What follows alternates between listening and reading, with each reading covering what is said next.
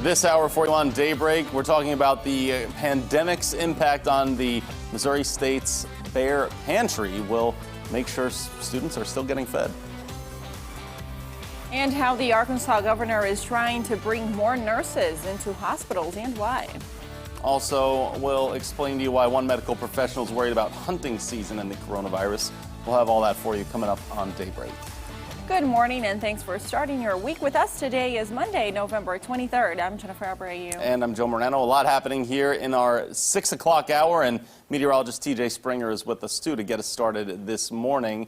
Bit chilly out there to get going today, right? Bit chilly and foggy. Yeah, it really is, guys. Yeah, temperatures are cool, so I think if you are heading out, we have that fog, that combination of the cold air and the fog going to make for some freezing fog. So kind of a Monday start, if you will. Right. That freezing fog can be tricky too, though. So if you got to get out on the road now, everyone's got to use some caution, right? Most definitely, yeah. In some spots, the visibility has dropped below a mile and even half of a mile. So make sure you are allowing some of that extra time. Remember those low beam headlights this morning as well. In Springfield, seeing that blanket over the metro. So it is going to be thick. It is going to be dense. So take it easy out there and be prepared to just slow down and just allow for some of that extra time. Visibility-wise, less than a mile throughout Fort Wood, Rolla, Camden, Lake Ozark, Clinton at 3/4 of a mile, Springfield now at a mile with Branson dropping.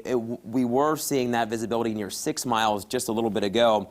And for that reason, dense fog advisories have been put into place throughout much of the Ozarks here this morning through 9 o'clock for that visibility possibly lower than half of a mile. Temperature-wise, we are near and below freezing throughout many of us and many communities here this morning, and that is allowing for that freezing fog to form. So have the ice scraper in hand.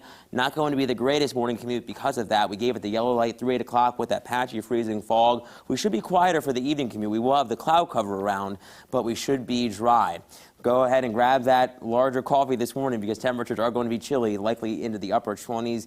Cold, you'll want the winter jacket too. We'll talk more about what we are expecting throughout the rest of our holiday week coming up in just a little while. Guys.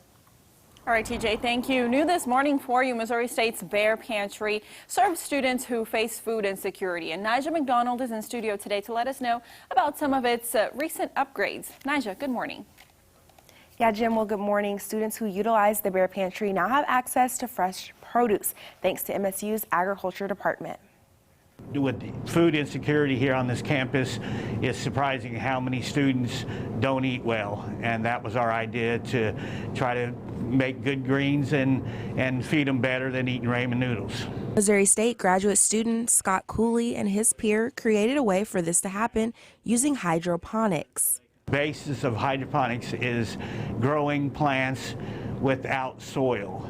Is all it takes is water, nutrients, and a growing medium. It could be clay balls, it could be any kind of compacted material. The team says they're thankful to provide a healthier option for students. People reap the rewards of what we do.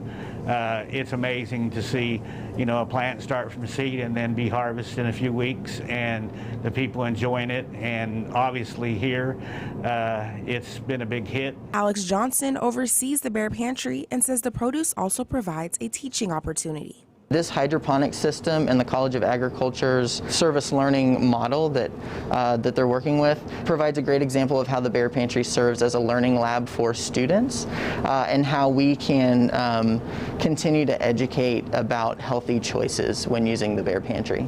Johnson says there's an increased need for the pantry services. In fall of 2020, we've seen an increase of about 60 students per month. And so right now we're serving around 250 students consistently.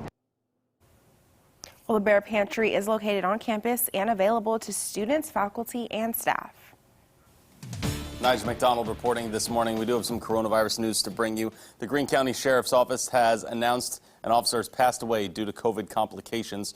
His name was Officer Dwight Willis, who worked with the department for 19 years and passed away Sunday morning. In news from around the region, future nurses in Arkansas The governor in Arkansas, says he will fast track more than 1,100 nursing students so they can alleviate the stress in hospitals in just a few weeks. With this fast track, nursing students can have their licensing process turned around in just 24 hours. Allison Fields is one of many about to trade the cap and gown for scrubs and a stethoscope. And she says she's known since she was 8 years old that she wanted to be a nurse. But with COVID-19 cases skyrocketing right now, that dream has turned into a reality check. They're putting us on the front line first, so that's kind of nerve-wracking. My fear and my anxiety is through the roof with that part. Governor Hutchinson also announced he is waiving the fee for student certification tests, but the students will still be required to pay for their background checks. And our Northwest Arkansas doctor says she's absolutely terrified that deer camps could become COVID-19 super spreaders around the state. Dr. Anne-Marie Magri with Mania Family Medicine says she's worried that hunting season could create a bigger surge in cases because groups could get together at deer camps without masks and distancing or other precautions. She says the chance of someone getting sick with COVID-19 would be high if that's the case. By the time a person starts showing symptoms as well, it could be too late with multiple families already exposed to the virus. That's something that's going to fly under the radar, but in a southern state like we live in, I can see it being a quick problem. She's also worried that hunters coming from out of state could add on to those concerns.